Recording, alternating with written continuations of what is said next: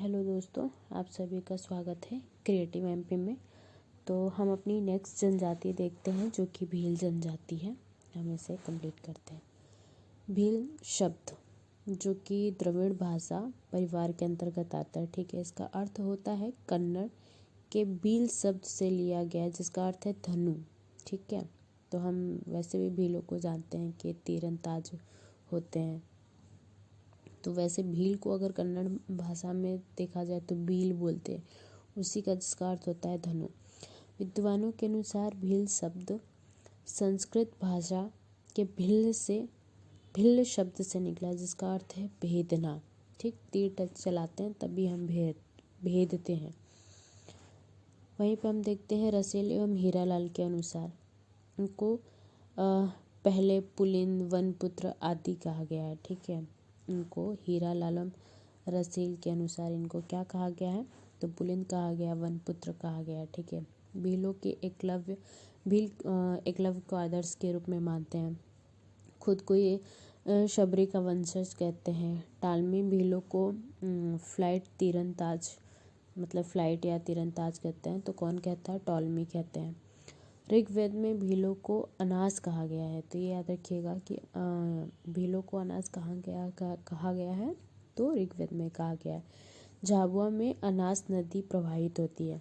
ये जो हमारे भील होते हैं ये झाबुआ अलीराजपुर इधर साइड ही मिलते हैं। तो झाबुआ में एक अनास नदी भी बहती है। ठीक है, और ऋग्वेद में भीलों को अनास भी कहा गया है। कथा सारित सागर जो कि सोमदेव की बुक है उसमें भील शब्द का जिक्र किया गया है। तो कथा सारित सागर जो कि सोमदेव की भील है उसका इनकी बुक में भील शब्द का जिक्र किया गया है। अब भीलों का भौगोलिक वितरण हम देख लेते हैं। ठीक है, तो भील हमें ये पश्चिम मालवा में मिलते हैं, जैसे झाबुआ हो गया, अलीराजपुर हो गया, रतलाम हो गया, खंडवा हो गया, बुरहानपुर हो गया, मंदसौर हो गया, खरगोन, धार, बड़वानी। तो इधर का जो एरिया है वहाँ पे कौन मिल रहा है? भील मिल रहे हैं। इनकी उत्पत्ति देख लेते हैं। इनकी उत्पत्ति ये भील जो होते हैं स्वयं को महादेव का वंशज मानते हैं। ठीक है, अब इनका मूल निवास देख लीजिए। इनका मूल निवास राजस्थान के कुशलगढ़ क्षेत्र के ढोल या फिर ढोलका गांव में। तो ये याद रखिएगा कि इनका मूल निवास कहाँ है, क्योंकि एक 2025 वाले में या कब एक बार पूछा हुआ है किसी जनजाति का मूल निवास। तो ये मूल निवास याद रखिएगा कि जिस जनजाति में है उस जनजाति का। जैसे भील लोग जो है वो राजस्थान के कुशलगढ़ क्षेत्र के ढोलका गांव से आए हुए हैं। इनका मूल वहीं से उनकी उत्पत्ति है। इनकी शारीरिक संरचना देख लेते हैं। तो भील जो है प्रोटो ऑस्ट्रेलाइड प्रजाति के हैं। ठीक है, प्रोटो ऑस्ट्रेलाइड प्रजाति के हैं, जबकि हार्बर्ट रिजेल ने भीलों को द्रविड़ माना है। हमने देखा था कि गोंड भी द्रविड़ प्रजाति के मान रहे थे, लेकिन अगर वैसे देखा जाए तो भीलों को प्रोटो ऑस्ट्रेलाइड कहा जाता है, लेकिन जो हार्बर्ट रिजेल है वो भीलों को द्रविड़ मानते हैं। ऐसा उन्होंने कहा है कि भील द्रविड़ है। अब हम इनके समाज देख लेते हैं कि इनका समाज कैसा है। एक तो इनका समाज पितृसत्तात्मक समाज है, संयुक्त परिवार की व्यवस्था है इनमें, क्योंकि हमने गोड़ों का देखा था कि उनका भी पितृसत्तात्मक समाज होता है लेकिन एकल परिवार की व्यवस्था होती है। उपजातियाँ देख लेते हैं इनकी। भीलाला जो है वो भील की सबसे बड़ी उपजाति है। ठीक है, ये अपना मूल निवास छत्तीसगढ़ को मानते हैं और स्वयं को महाराणा प्रताप का वंशज मानते हैं। तो स्वयं को वैसे एक बार हम देख लेते हैं कौन कौन सी जनजाति है, उसके बाद मैं अंदर आपको बता। जैसे भीलाला हो गया, तड़वी भील हो गया, उमड़ी भील हो गया, निधि हो गया, मदवी, बदबू, भगत हो गया, ये तीनों एक ही नाम है। उजाड़िया भील हो गया। ठीक है, अब नीचे चलते हैं। उजाड़िया भील हो गया, मदवी, बदबू, भगत, उसी को कह लीजिए, एक ही तीनों नाम है, या मदवी के या बदबू के या फिर भगत के है। निधि हो गया, उमड़ी भील हो गया, तड़वी भील हो गया और भिलाला हो गया। तो हमने देखा कि जो भिलाला है वो सबसे बड़ी वो है, क्या बोलते हैं, इनकी भीलों की सबसे बड़ी उपजाति है। ठीक है, ये अपना मूल निवास छत्तीसगढ़ को मानते हैं और महाराणा प्रताप का वंशज मानते हैं। ठीक है, तड़वी भील देख लेते हैं। तड़वी भील जो है जो औरंगजेब के शासनकाल में इस्लाम धर्म स्वीकार कर लिए थे, उनको तड़वी भील कहते हैं। तो याद रखिएगा तड़वी भील कौन है? जो इस्लाम धर्म स्वीकार कर लिए थे उनको तड़वी भील कहते हैं। उमड़ी भील क्या है? ये भीलों में वह प्रजाति है कि जो सर्वाधिक पिछड़ी हैं, भीलों में बहुत पिछड़ी हैं। कौन है? उमड़, मतलब उम्र भर से पिछड़ी हैं, तो ये याद रखिएगा, उमड़ी भील। ठीक है, ये गुना शाजापुर में पाई जाती है। निधि, निधि क्या है? निधि भील है कि जो कि अंग्रेजों के शासनकाल में ईसाई धर्म को स्वीकार कर लेती, ईसाई धर्म स्वीकार कर लेती, इसलिए ये निधि कहलाती है। मदवी, बदबो, भगत, ये क्या है कि सर्वाधिक पवित्र उपजाति हैं भीलों के। जैसे पुरोहित कह लीजिए, जो पंडित जी होते हैं पूजा पाठ करने वाले, कहीं ना कहीं हम पंडितों को कहीं कहीं सुनते हैं, उनको भगत भी कहते हैं। तो मदवी, बदबू, भगत, ये कौन है? भीलों के सबसे पवित्र लोग हैं, इनको माना जाता है। उजाड़िया भील, उजाड़िया भील क्या है? ये एक तो स्वयं को क्षत्रिय कहते हैं, ठीक है, और ये कहते हैं कि ये मुगल काल में भागकर मतलब मुगलों से ये भागकर जंगलों में आ गए थे, क्योंकि ये क्षत्रिय हैं, लेकिन ये राजस्थान की तरफ रहते होंगे, लेकिन उधर से भाग के जब ये जंगलों में चले आए तो भीलों के साथ रहने लगे, तो भीलों में इनके रोटी बेटी का संबंध हो गया, इस वजह से ये भील बन गए थे। ये उजाड़िया भील है। तो हमने क्या देखा था? भिलाला देखा, तड़वी भील देखा, उमड़ी भील देखा, निधि देखा, मदबो, बदबो, भगत देखा, और उजाड़िया देखा। देखिए मैं आपको एक बार दिखाती हूँ। भिलाला पढ़ा हमने, है ना, भिलाला, तड़वी भील, उमड़ी भील, निधि, निधि क्या है? जो कि अंग्रेजों के टाइम पे ईसाई धर्म स्वीकार कर ले रही हैं। मदबी, बदबू, भगत, उजाड़िया भील। देखिए थोड़ा वीडियो अगर लंबा हो जाएगा तो आप ना 1.5 या 2x पे सुन सकते हैं, क्योंकि मैं यहाँ पे बार बार वो चीज़ रिपीट इसलिए कर रही हूँ ताकि वो चीज़ याद हो जाए। अन्य उपजातियाँ इनकी देख लेते हैं भीलों की कौन सी है। तो लिंगोट है, निमाड़ है, ठीक है। लिंगोट जो कि निमाड़ में रहती है, लिंगोट या फिर लंगोट उसी को कहते हैं। पटेलिया, बरेला, भीली, रथियास, बैगास, राठ, उजालिया, ठीक है। पटेला, बरेला, भीली, पटेला, बरेला, भीली, रथियास, बैगास, राठ, उजालिया, ठीक है, राठ, उजालिया। भीली और बरेला बैग लेके पटा लिए रथियास, ठीक है। तो ऐसे याद कर लीजिए या फिर सिंपल याद कर लीजिए। पटेलियास, बैगास, जो आए, पटेलियास, बैगास, बरेला, भीली, रथियास, राठ, उजालिया। लंगोट हो गया, पटेलिया हो गया, बरेला हो गया, भीली हो गया, रथियास हो गया, बैगास हो गया। बैगास, रथियास, ये याद करना है, क्योंकि भीली से तो भीली याद रहेगा। रथियास याद करना है, बैगास याद करना है, बैगास, बरेला, बैगास, पटेलिया, रथियास, राठ, उजालियास, लंगोट, ठीक है। अब इनके समाज के अन्य वर्ग हम देख लेते हैं। गमिती, पटेल या गमिती, ये गांव का मुखिया होता है, ठीक है। जो इसके सहायक के लिए को रखा जाता है उसको तड़वी कहते हैं, ठीक है। डाहला, ठीक है, पंचायत के वृद्ध सदस्य, जबकि हमने गोंडों में देखा था लिखाई पंचायत के सबसे बूढ़े सदस्य थे, बट यहाँ पे डाहला जो है वो पंचायत के वृद्ध सदस्य हैं, ठीक है। पुजारो, पूजा पाठ करने वाले पंडित होते हैं, ठीक है। बड़वा, ये वैद्य एवं तांत्रिक ओझा करते हैं, ठीक है। वैद्य भी और तांत्रिक ओझा सूझा करते हैं। गायक कौन सॉरी गायक कौन है? ये बड़वा का सहायक है। जब ये ओझा वगैरह करते हैं तो गायक उनको सहायता करता है, ठीक है। तो हमने क्या देखा? पटेल या फिर गमिती, पटेल गमिती का मुखिया है। पटेल और गमिती को गांव के मुखिया है। इनकी सहायक कौन कर रहा है? तड़वी कर रहा है। डाला, डह गया मतलब ढल गए, ढलना इन द सेंस कि बूढ़े हो गए, तो जो वृद्ध हैं वो डहला हो गए। पुजारो तो पता ही है पूजा करेंगे। बड़वा वैद्य और तांत्रिक है, और बड़वा जब गाएगा तो गायक रख लेगा कि भाई तुम गाओगे, हम तंत्र वंत्र करेंगे, हम बड़ा बड़ा तंत्र करेंगे, तुम गाना। तो गायक और बड़वा हो गए, है ना, और तांत्रिक विद्या हो गई।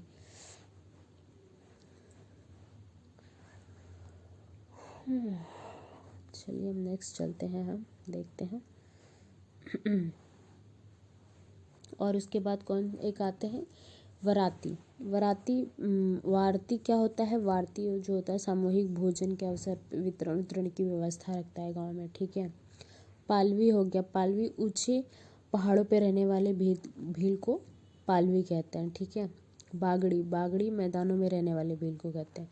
तो ये रखिएगा कि पाल, पालवी कहाँ रह रहे हैं, ऊंचे पहाड़ों पे रह रहे हैं। बागड़ी कहाँ रह रहे हैं, मैदानों में रह रहे हैं, ठीक है। बुलाबा, बुलाबा क्या है, वो जो बुलावा उलावा देते हैं ना, मार्गदर्शन करते हैं, दिखाते हैं कि इधर इधर आओ, उनको बुलावा कहते हैं, मार्गदर्शन, जंगलों में मार्गदर्शन करने वाले। पखारिया, जेब, जब कोई भील सैनिक के घोड़े को मार देता है तो उसे पखारिया कहते हैं। जैसे मान लीजिए मैं भील हूँ और मैं किसी सैनिक के घोड़े को मार देती हूँ तो मुझे पखारिया कहा जाएगा, ठीक है। मतलब पखारिया कुछ भी बोलते होंगे, उसका मतलब कुछ ना कुछ तो होता होगा, बुरा ही होता होगा कि सैनिकों के घोड़े को मार दिया, इसलिए पखारिया। बोला, बुलाबा, मतलब मैं आप लोगों को जंगल में ले जाके रास्ता दिखाऊं तो मैं बुला बुला के रास्ता दिखा रही हूँ।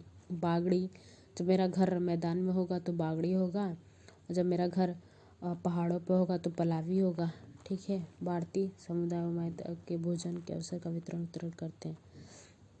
अब हम देख लेते हैं इनकी गोत्र व्यवस्था क्या थी। इनके गोत्र को अतक या ओदक कहते हैं, ठीक है। अतक या ओदक, जैसे अटक, अटक लिखा है, अटक या उदक, क्योंकि ये अभी एफएसओ के क्वेश्चन में पूछा हुआ है, ठीक है। वैसे अगर देखा जाए तो भीलों में कुल कितने गोत्र होते हैं, तो 71 गोत्र पाए जाते हैं। याद रखिए, अब सारे गोत्र तो हम याद नहीं कर सकते हैं, कुछ कुछ याद कर लेंगे। तो गोत्र कितने हैं इनमें, 71 गोत्र हैं, और इनके गोत्रों को डाटक, अटक, उदक, डाटक, अटक, उदक कहते थे, ठीक है। प्रमुख गोत्र कौन से हैं, तो एक जमान्या गोत्र पाया जाता है जो कि जामुन के वृक्ष की पूजा करते हैं। जमान्या जामुन के वृक्ष की पूजा करते हैं। अवलिया, अवलिया आंवला की पूजा करते हैं। मछारिया, मछली खाते हैं, ठीक है। घोड़मारिया, घोड़ों को मारने वाले होते हैं, ठीक है। मोरी, मोर को पालन करते हैं। शान्या, बिल्ली की पूजा करते हैं। निगवाल्या, मछली नहीं खाते। एक मछरिया होते हैं जो मछली खा रहे होते हैं, निगवाल्या होते हैं जो मछली निगलते भी नहीं है। सिंगाड़िया, बैलों की पूजा करते हैं। तो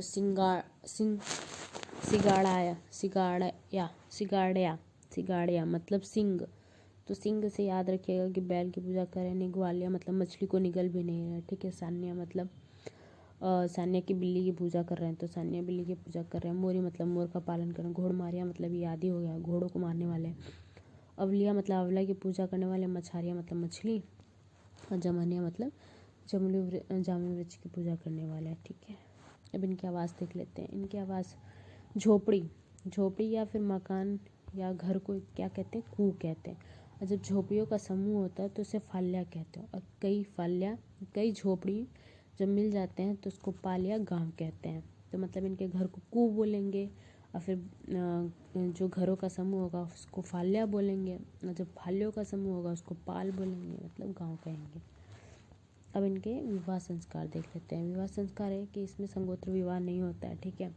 विवाह के समय वधू मूल्य चुकाना होता है, जिसे दापा प्रथा, दापा कहते हैं, ठीक है। मतलब ये दापा प्रथा काफ़ी बेलों में प्रसिद्ध है कि इसमें जो मेल पर्सन होता है वो अगर किसी लड़की को लेके आ रहा है तो उसको मूल्य चुकाना पड़ता है, ठीक है। इसे समाप्त करने के लिए 2016 में साथीदार अभियान चला गया था, क्योंकि लोग बहुत ऊंची ऊंची रकम मांगते हैं, तो वो एक चीज़ से नेगेटिव इम्पैक्ट पड़ रहा था। इसलिए सरकार ने 2016 में से समाप्त करने के लिए क्या चला, साथीदार प्रथा अभियान चला प्रथा ने। भील व राजपूतों के वैवाहिक संबंध से भिलाला जनजाति हुई, क्योंकि भिलाला ही है जो अपने आप को महाराणा प्रताप का वंशज मानती है। तो भील और राजपूतों के वैवाहिक संबंध से भिलाला जनजाति का जन्म होता है, और ये भिलाला ही है जो भीलों की सबसे बड़ी वो जनजाति है। कन्या को दिया जाने वाला जो उपहार होता है, जो कन्या को हम जैसे गिफ्ट या फिर जो भी देते हैं उसको ओगी कहते हैं, ठीक है। वर वधू नाचते नाचते एक दूसरे पर चावल फेंकते हैं, जिसे चौखा खेलना कहते हैं। तो चौखा मतलब चावल से खेल रहे हैं कौन, वर वधू, ठीक है। इनके विवाह से कुछ संबंधित तथ्य हैं। हल्दी पीठी है कि काजल माता को इसमें निमंत्रण दिया जाता है। जैसे कि हम अपने घरों में देखते कोई देव पूजा हो, मतलब जैसे कोई ऐसी माता हो जिनको सबसे पहले निमंत्रण जाता है तो उसको हल्दी पीठी कहते हैं। बाना बिठाना मतलब वर वधू को नए वस्त्र पहनाते हैं, ठीक है। मंडप, काकड़ वृक्ष का खंभा होता है, उसको मंडप कहते हैं। पहरवाड़ी में क्या होता है कि मामा अपने भांजे और भांजे के लिए कपड़े लेके आते हैं। तो पहरवाड़ी में मामा क्या लेके आ रहे हैं, भांजे के लिए कपड़े लेके आ रहे हैं। तो हमने क्या देखा, हमने एक देखा हल्दी पीठी, इसमें काजल माता को निमंत्रण दे रहे हैं विवाह का। बान बिठाना मतलब वर वधू को नए वस्त्र दे रहे हैं। मंडप काकड़ वृक्ष का खंबा है। पहरवाड़ी मामा अपने भांजे और भांजियों के लिए कपड़े लेके आ रहा है, ठीक है। एक मंगनी विवाह, ये सर्वमान्य विवाह है बेलों में, ठीक है। इसमें एक भांजगढ़िया होता है। भांजगढ़िया क्या होता है, एक मध्यस्थ व्यक्ति होता है, ठीक है, जो दो लोगों के बीच में शादी नाता रिश्ता जोड़ने का काम करता है, ठीक है। अनाज के रूप में दहेज को, जब जैसे अनाज दे दिए दहेज के रूप में तो उसको सावा कहते हैं, ठीक है। और वहीं पे मवेशी मतलब गाय भैंस अगर दहेज के रूप में दे दिए तो उसे खांडा फूटा कहते हैं, ठीक है, खांडा फूटा कहते हैं। अनाज दे रहे हैं तो सावा कह रहे हैं, मवेशी दे रहे हैं तो खांडा फूटा कह रहे हैं, ठीक है। वर पक्ष में जो दहेज लेके जाता है, ठीक है, जैसे दहेज को दापा कहते हैं, तो वर पक्ष में जो दहेज लेके जाता है उसको सावंग्या कहते हैं। सावंग्या कहते हैं। जब इसे दिया जाता है तब इसे सारंग भरना कहते हैं, ठीक है। अभी आपने पढ़ा था कि इनमें दापा प्रथा चलती है ना, जो कि वधु मूल्य चुकाना होता है। तो मान लीजिए अब लड़के के घर से पैसा लेके जा रहे हैं, ठीक है, दापा जो लेके जाता है उसको सावंग्या कहते हैं, ठीक है। और जब इस दापा को देते हैं, मतलब जब दहेज को वधु को देते हैं तो उसको सारंग भरना कहते हैं, याद रखिएगा।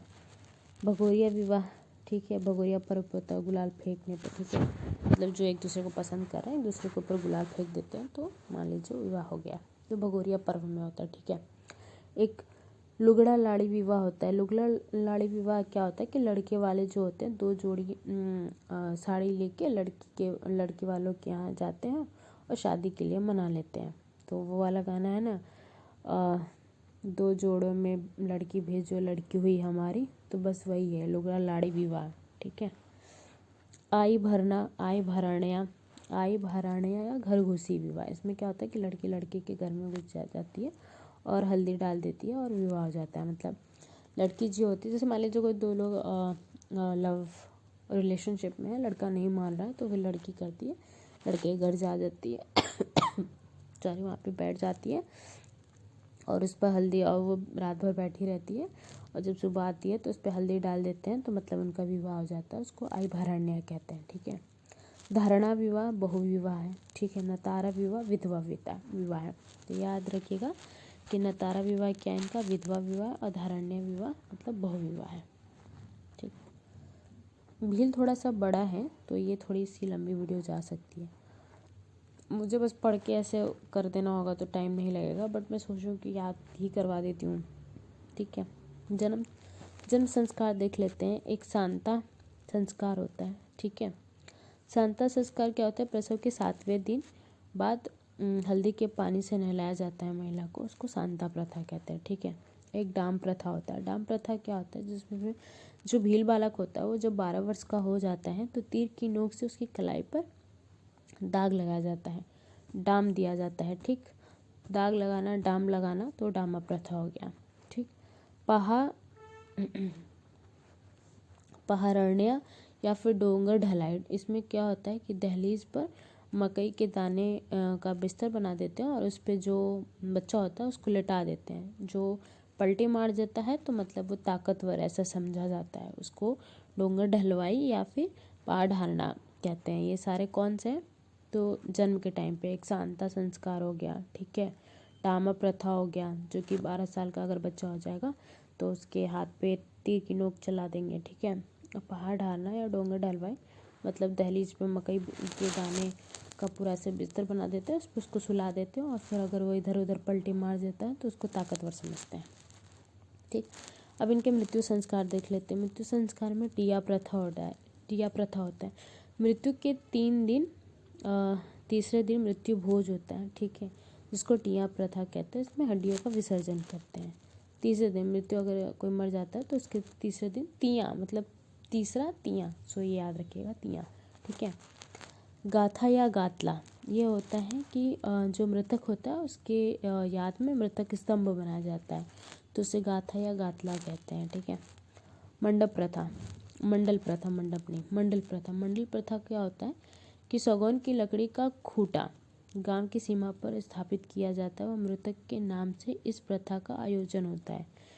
वह इस पर घोड़े, गाड़ी, पशु पक्षियों का घोड़े, हाथी, पशु पक्षियों का चित्र बनाया जाता है, मृण मूर्ति बनाई जाती है, मूर्ति को चढ़ाई जाती है, उसको मंडल प्रथा कहते हैं। मतलब सागौन की लकड़ी का खूंटा गाड़ देते हैं गांव की सीमा पे और वहाँ पे जो मृतक होता है उसकी याद में घोड़े, हाथी इन सब की मूर्तियाँ बना के उस पर चढ़ाते हैं, उसको मंडल प्रथा कहते हैं। ठीक है।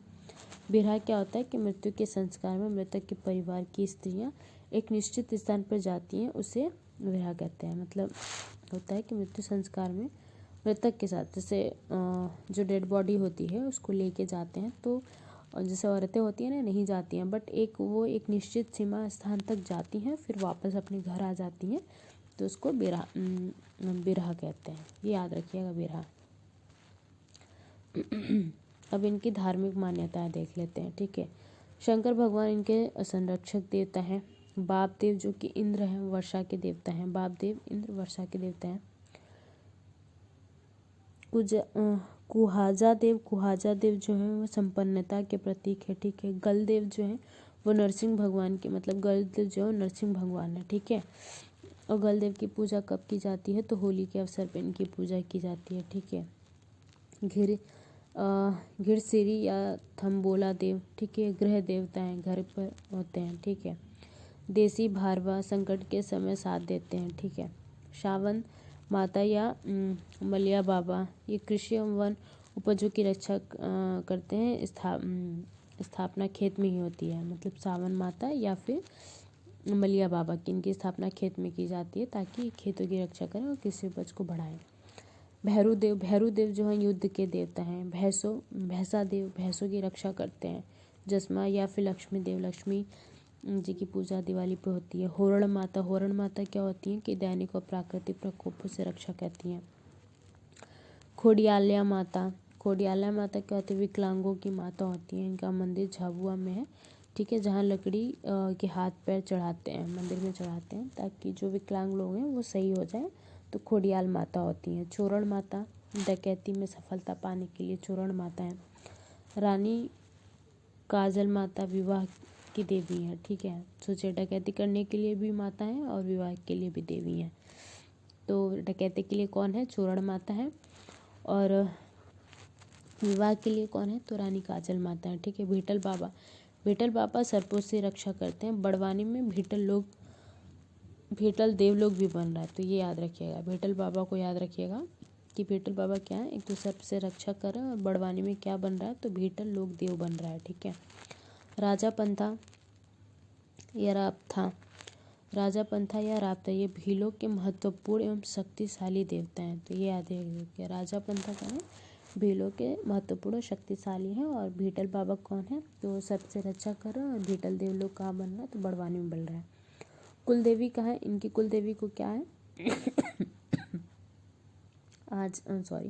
आजमा या केलड़ी माता कहते हैं। इनकी कुलदेवी कौन है, इनको आजमा या केलड़ी माता कहते हैं।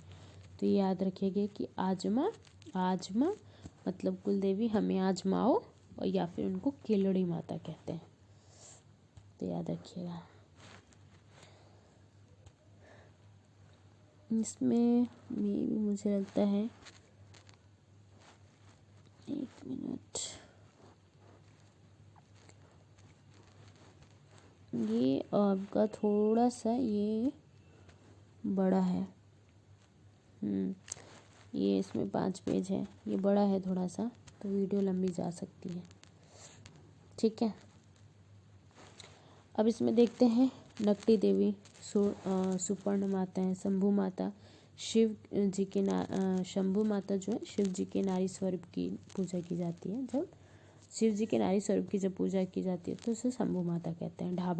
ढाबा क्या है कि प्राचीन स्तूप जैसी आकृति है, मिट्टी या लकड़ी के मंदिर निर्मित किए जाते हैं। नर्मदा नदी से पत्थर लाए जाते हैं और भीलों में देवताओं की मिट्टी को पशु मूर्तियों का मूर्ति आपूर्ति की जाती है, पशु मूर्तियाँ अर्पित की जाती हैं, डाबा, ठीक है। मतलब प्राचीन तरीके से लकड़ी या फिर मिट्टी के वो पत्थर मंदिर निर्मित करते हैं, ठीक है। वहाँ से नर्मदा नदी से पत्थर वत्थर ला के भीलों के देवताओं को ये करते हैं, मिट्टी की मूर्तियाँ वगैरह बना के चढ़ाते हैं, उसी को ढाबा कहते हैं। अनुष्ठानिक या खूट देव, अनुष्ठानिक खूट देव कौन है? तो ग्राम देवता है। शीतला माता या रकाली, रकाली या शीतला माता, ये छोटी माता व बड़ी माता जो चेचक होती है ना, छोटी माता बड़ी माता, उनसे रक्षा करते हैं, रकाली या फिर शीतला माता। भीलों के नृत्य देख लेते हैं हम कौन कौन से हैं। एक भगोरिया नृत्य होता है, तो भगोरिया पर्व पे होता है। डोहिया नृत्य भगोरिया हाट पर किया जाता है। डोहिया, डोहो ग्यास या दिवाली पे किया जाता है, इच्छा पूर्ति पे।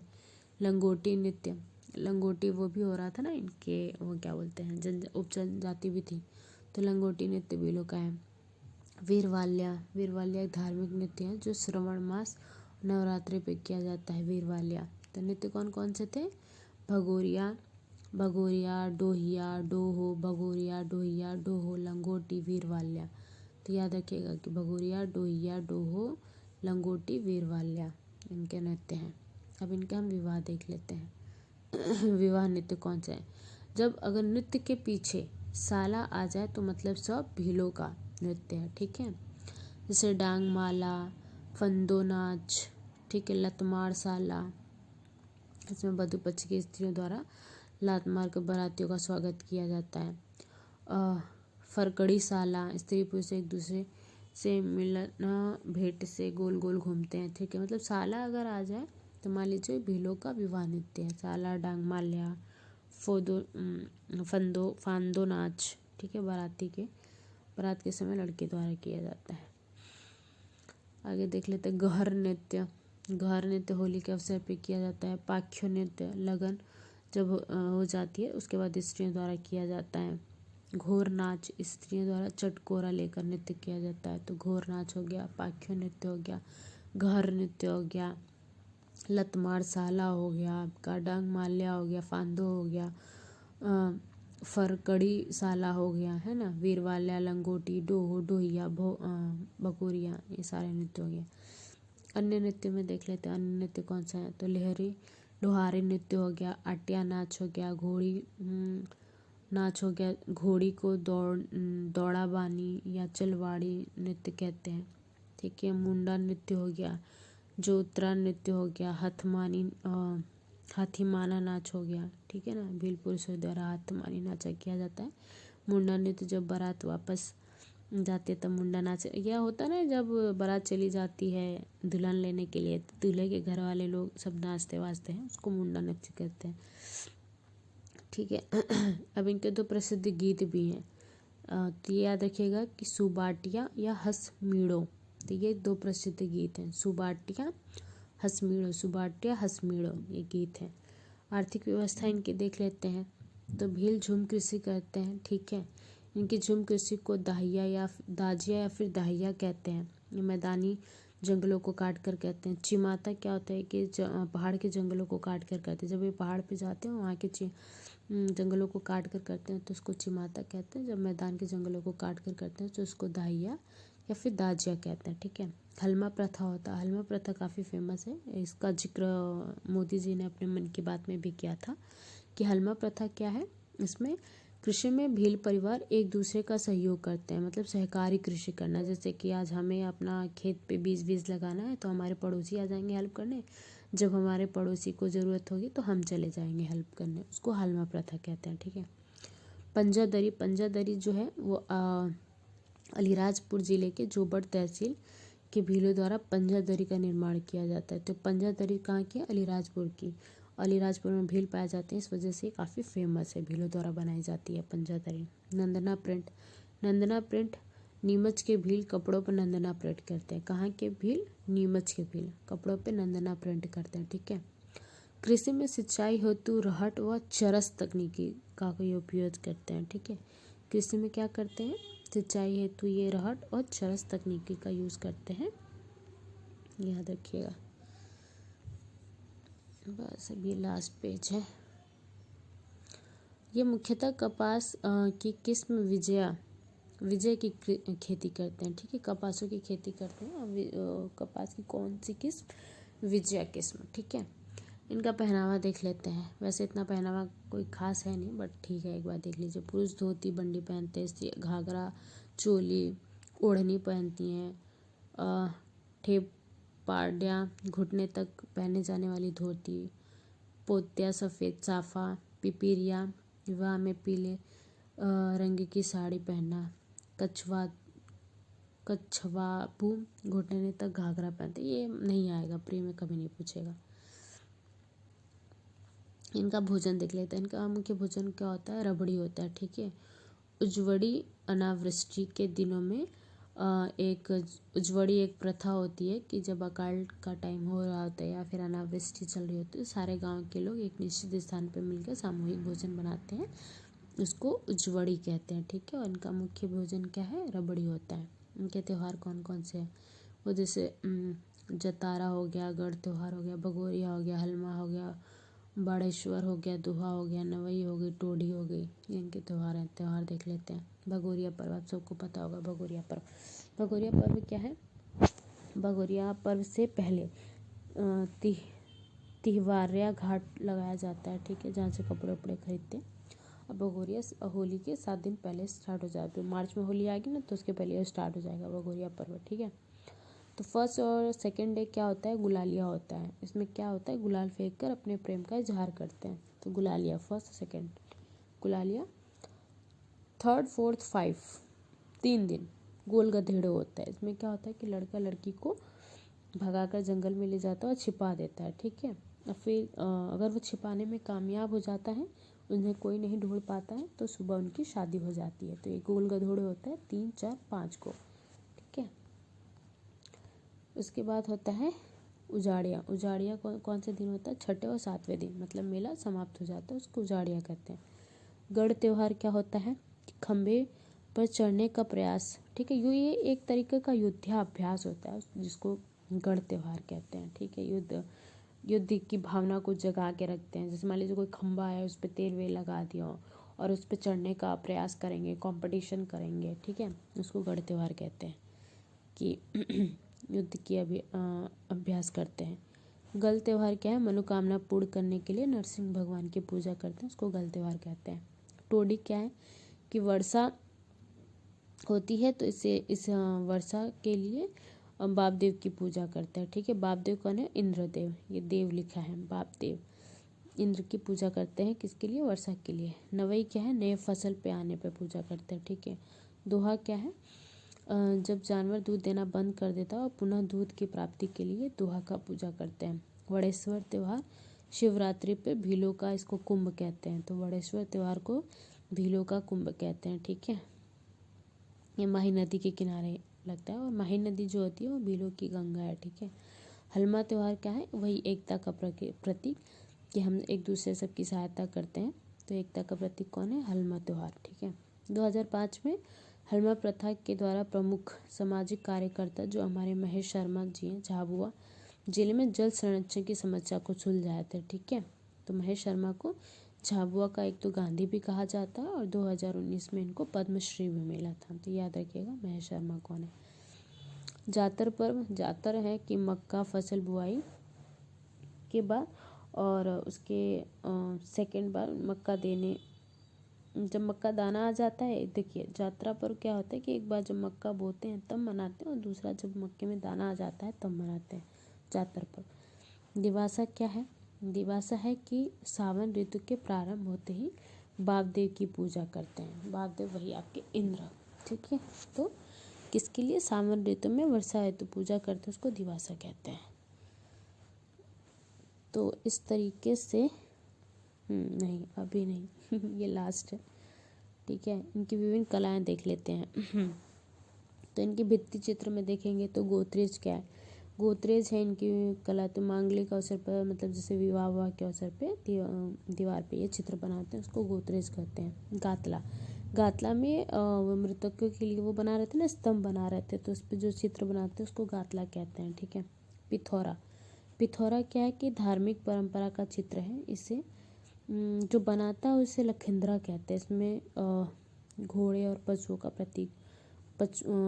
प्रतीक बनाया जाता है पिथौरा, ठीक है। धार्मिक, एक तो धार्मिक चित्र है, इसमें जो इसको बनाता है उसको लिखंद्रा कहते हैं। घोड़े और पशु बनाए जाते हैं। काष्ठ शिल्प के देख लेते हैं। ढाबा प्राचीन स्तूप पर चित्र है। गाथा लकड़ी का मृतक स्तंभ है, ठीक है। गाथा गातला वही था मृतक स्तंभ वाला। दिवाड़िया, इसमें दीपक रखने के लिए लकड़ी का स्टैंड होता है, उसको दिवाड़िया कहते हैं, ठीक है। घट्टी का थाला क्या होता है? आटा पीसने के लिए जो लकड़ी होती है तैयार करते हैं उसको घट्टी थाला कहते हैं। कनगी क्या होता है कि अनाज के रखने के लिए बांस से बनी हुई कोठी होती है जिसमें अनाज भंडारण किया जाता है, उसको कनगी कहते हैं। माप चौकी कांगल अनाज को मापने के लिए, ठीक है। माप चौकी सॉरी। वाद्य यंत्र देख लेते हैं इनके कौन कौन से हैं। बांसुरी को क्या कहते हैं? ये पालवी कहते हैं, रोहोली कहते हैं, बाहली कहते हैं। बहाली, रोहोली, पालवी किसको कह रहे हैं? बांसुरी को कह रहे हैं। डमरू को ये ढाका कहते हैं, ठीक है। कामड़ी क्या है कि बांस की चीपों से निर्मित होती है कामड़ी। मांदल ढोलनुमा वाद्य यंत्र होता है, उसको मांदल कहते हैं। उसके बाद चिरल्या क्या है कि ये महिला पुरुष दोनों का मन पसंदीदा जो गोदना होता है उसको चिरल्या कहते हैं, ठीक है। धनुष को ये घनेली या कामठी कहते हैं। धनेली या कामठी कहते हैं किसको? धनुष को। पिंछा ये प्रत्यंचा को, जो प्रत्यंचा भी उसके लिए तीर छोड़ने के लिए जो प्रत्यंचा चढ़ाया जाता है उसको पिंछा कहते हैं, ठीक है। बाढ़ को ये बिल्वी कहते हैं। जिस बाढ़ से धनुष तीर चलाया जाता है उसमें बाढ़ का जो उपयोग किया जाता है उसको बिल्खी कहते हैं, ठीक है। भाषा इनकी देख लेते हैं। भीली है, इनकी भाषा भीली है, इंडो आर्यन परिवार की है, ठीक है। 1835 में पादरी थॉमसन ने भीली शब्द का यूज़ किया था, ठीक है। भीली शब्द का यूज़ किसने किया? 1835 में पादरी थॉमसन ने किया था। अन्य तथ्य देख लेते हैं इनके। द भील स्टडी टीबी नायक ने लिखा है, ठीक है।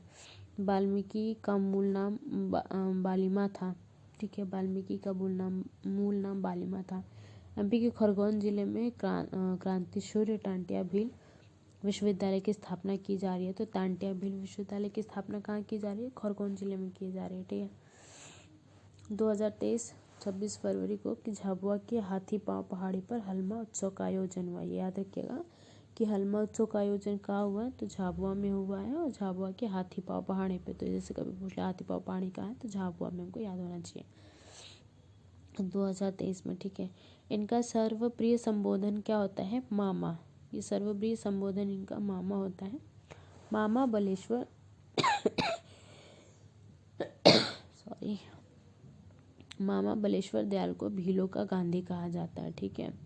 महेश गांधी को झाबुआ का गांधी कहा जाता है, और मामा बलेश्वर दयाल को भीलों का गांधी कहा जाता है। तो भीलों का गांधी कौन है? तो मामा बलेश्वर दयाल है। और झाबुआ का गांधी कौन है? तो महेश शर्मा है, ठीक है। भीली सामुदायिक रेडियो केंद्र कहाँ है? तो भाभरा अलीराजपुर में। भीली सामुदायिक रेडियो केंद्र कहाँ है? एमपी का पहला है, तो भाभरा अलीराजपुर में। तो ये इस तरीके से ये हमारा भील हो गया। ये भील ख़त्म होता है, कल हम कोल करेंगे। अब इसके बाद जो जनजातियाँ हैं वो छोटी छोटी हैं। मेन भील और गोंड ही होता है, और उसमें से भील सबसे ज़्यादा बड़ा है। तो चलिए, आप इसको अपने एंड से हार्ड वर्क करिए, आराम से मस्त बढ़िया पढ़ाई करिए। हम मिलते हैं नेक्स्ट वीडियो में। और please like, share and comment तो प्लीज़ करिए, मतलब जेन्युइनली मुझे अच्छा लगता है। तो जैसा भी है आप कमेंट करिए, लाइक करिए, शेयर करिए, सब्सक्राइब करिए। चलिए, मिलते हैं नेक्स्ट वीडियो में। Tata, bye bye.